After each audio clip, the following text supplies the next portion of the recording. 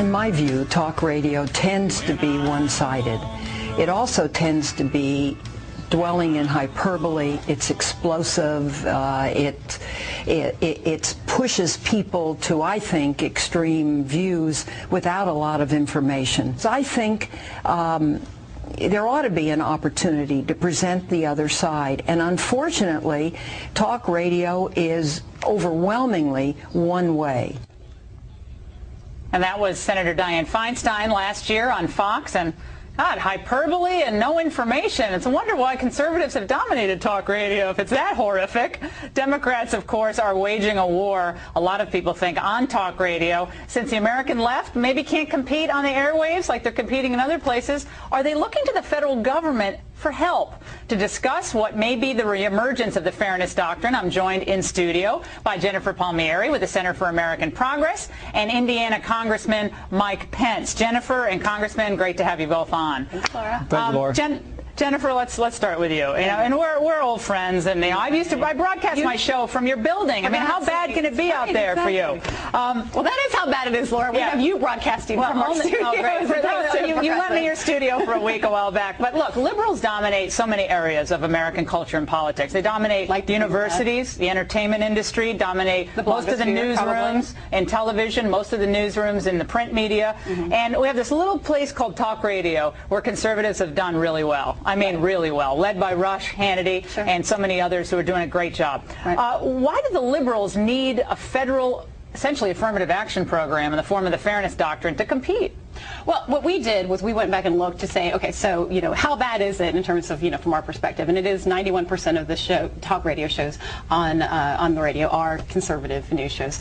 So, progressives have 9%, and to see why that is. And, actually, the Fairness Doctrine is not something that we get into, but we do see. Well, you're clearly for it in that report. I read the report from cover to cover. I covered it on my show. Right, you guys are basically advocating on behalf of the Fairness Doctrine. You're saying it's not diverse enough out there on the airwaves. There are ownership rules that might help with that, but I mean the real problem is that you guys are losing. That's the real problem. The real problem is that we're not very good at it. I mean that's the real problem. That's the real problem is you guys aren't entertaining. You have a lot of comedians who are hosting shows like Al Franken and Total Flop. And that doesn't work.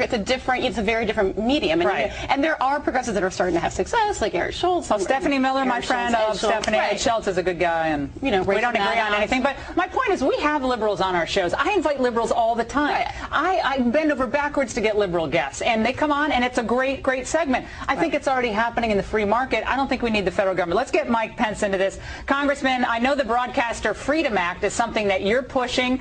What's the problem here? You guys can't get all the GOP to sign on to this attempt by yours to stop the Fairness Doctrine from rearing its ugly head?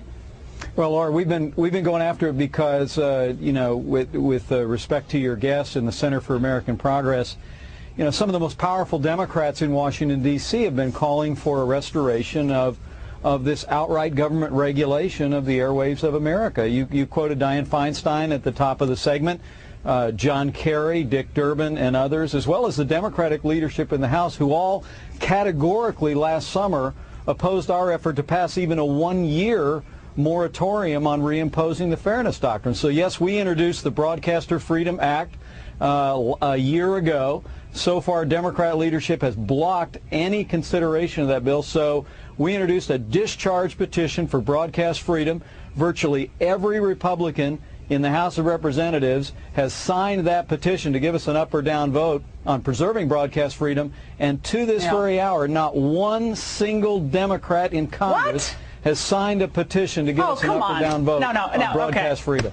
Okay, what I don't understand about this, Jennifer, is that Democrats, they were the party of free speech and of diversity of viewpoints for sure, but we have a diversity of viewpoints out there. But the broadcasters that they're protecting are the big national broadcasters. I mean, there's been you don't hear, you hear Britney Spears on every station. You don't hear local music anymore, and that's part of this thing. People kind of, I don't like Britney Spears, but somebody likes her, obviously. But the point is that it's consolidated among a small amount of radio station owners, and we're for diversity. But they're all for making money, right? If Laura, they could put on programs that made money, they'd be putting them on. Like I said, the fundamental problem Laura, is what you're hearing here. If Democrats are really great at it, Clear Channel would pick them up. I just can't believe, Jennifer, you guys are hope and change and turning the page, and you guys can't compete in talk radio, and you want the government to protect you. You got to be funny. All right. Laura, yeah, with the doom and gloom Laura. you guys are selling. I'm just teasing you. Mike, go ahead. Yeah, Laura, what you're hearing here, and Jennifer, I think, is obviously a very sincere person, but candidly, her boss, John Podesta, the folks at the Center for American Progress, which are a lot of Clinton administration leftovers, and again, Dianne Feinstein, Dick Durbin, John Kerry, are all advocating that Washington, D.C. return to picking winners and losers and deciding what the American people should hear or not hear. The Reagan administration did away with the Fairness Doctrine in 1987. Talk radio exploded as a result. It exploded by a factor of 10 because the American people love this medium. They love the debate left, right, and center.